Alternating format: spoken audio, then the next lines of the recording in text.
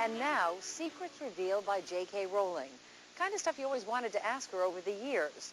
Like why she killed some characters, why some survived, and what's the deal with Harry? Was he inspired by some real-life boy? We head back now to Edinburgh Castle and J.K. Rowling. Well, as we travel back inside the castle, we are about to enter the inner sanctum of Potter's secrets. Our group of 14 young Potter fans ask the questions. Carrie, what do you want to ask? What to you is the most satisfying part of the entire Harry Potter phenomenon?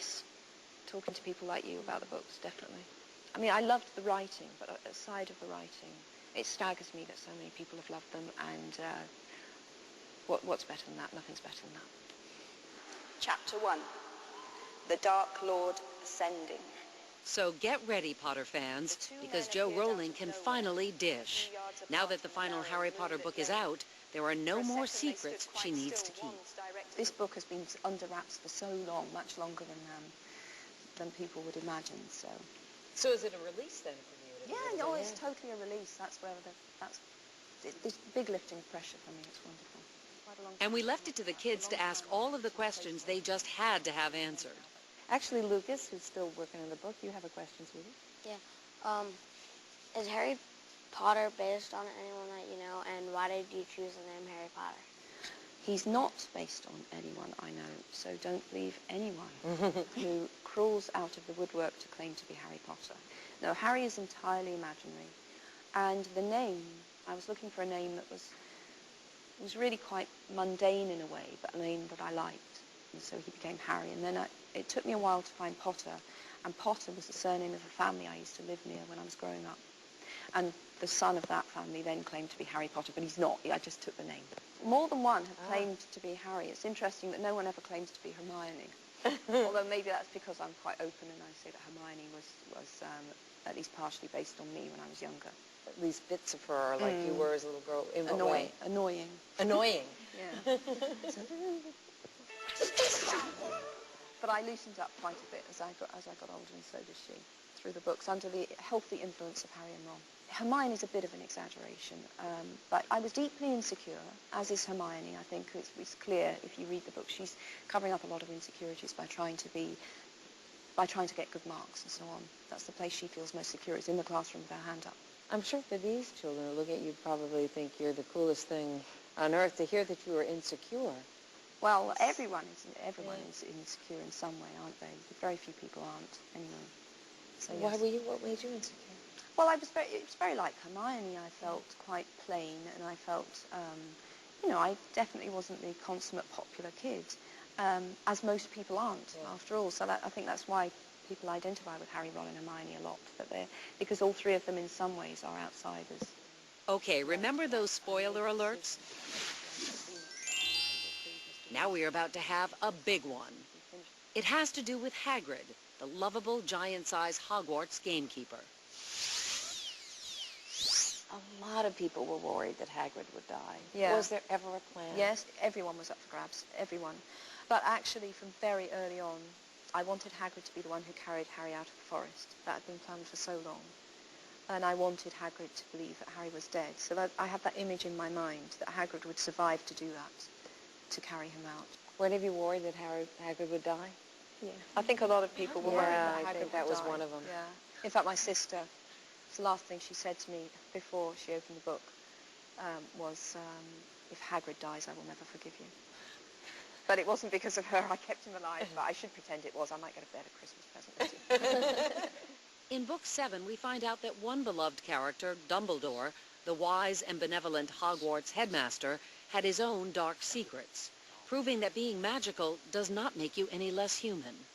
Dumbledore knew what his weakness was, and he learnt it when he was 17. He learnt that his weakness and his temptation was power. He recognized that he was not ready to be trusted with power, and so he remained at Hogwarts. And it was important to me to see that Dumbledore made that choice, and Harry, I think, admires him more for it.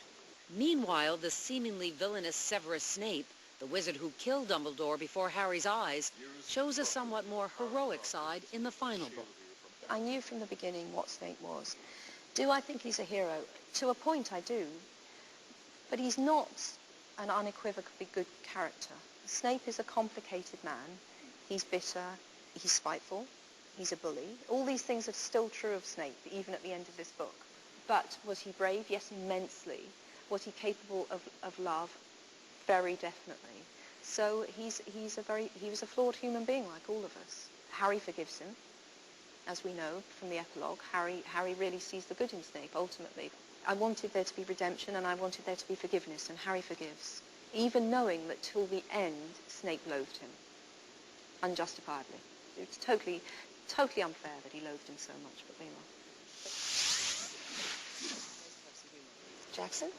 Is there anything you wish you had or hadn't written in Harry Potter? Mainly deaths. No, the deaths were all very, very considered. I don't kill even fictional characters lightly. So I don't regret any of them. There are minor plot things that I would change going back. I'd certainly edit Phoenix a bit better, because I think it's too long. Which death was the hardest for you, other than the 7th book? Which death? Yeah. Probably Dumbledore. I didn't enjoy killing Sirius. Harry Potter's godfather, Sirius Black. Just before Phoenix was published, it was the first time I ever went online and looked for Harry Potter fan sites. I'd just never done it before. And one afternoon I did. And boy, that was a bit of a revelation. I had no idea how much stuff was out there. And one of the fan sites I found was dedicated entirely to Sirius Black.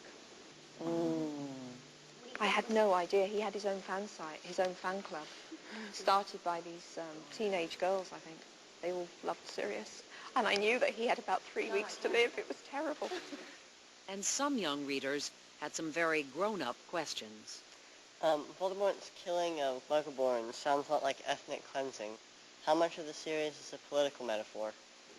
Well, it is a political metaphor, but I didn't sit down and think I want to recreate Nazi Germany in the wizarding world, because although there are quite consciously overtones of Nazi Germany, there are also associations with other political situations, so I couldn't really single one out. Harry's also referred to as the chosen one, so are there religious undertones? There clearly is a religious undertone, and it's always been difficult to talk about that, because until we reach book 7, views of what happens after death and so on, it would give away a lot of what was coming. So yes, my beliefs and my struggling with religious belief and so on, I think is quite apparent in this book. And what is the struggle? My struggle really is to keep reading. Yes. To keep believing? Yeah, I have it, yes. Okay, and now another spoiler alert. So turn down that sound if you don't want to know. Jo Rowling fills in some of the blanks in the epilogue for her fans. In the end, you tell us that Neville is a professor at Hogwarts. What do Harry, Hermione, and Ron do? Harry and Ron utterly revolutionized the aura department at the Ministry of Magic. So they are now the consummate. They are experts. It doesn't matter how old they are or what else they've done. So Harry and Ron lead the way in recreating a new aura department. And by the time, 19 years later, I would imagine that Harry is heading up that department, which is not corrupt in any way, is a really good place to be. And Hermione, I think she's now pretty high up in the Department for Magical Law Enforcement, where I would imagine that her brain power and her knowledge of how the dark arts operate would really give her a sound grounding. So they're all at the ministry, but this is a very new ministry. They made a new world. Coming up, after killing off some of our favorite characters, what was the toughest part for J.K. Rowling? I really, really, really cried after writing chapter 34, which is where Harry walks back into the forest. She'll tell you why when Harry Potter, the final chapter, continues. What age